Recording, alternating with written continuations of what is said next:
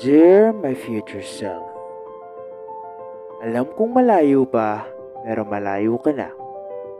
Kaya't nais kong iparating sa iyo na masaya kong nakikita ka na natututo sa kabila ng mga pagkatalo at nadapa.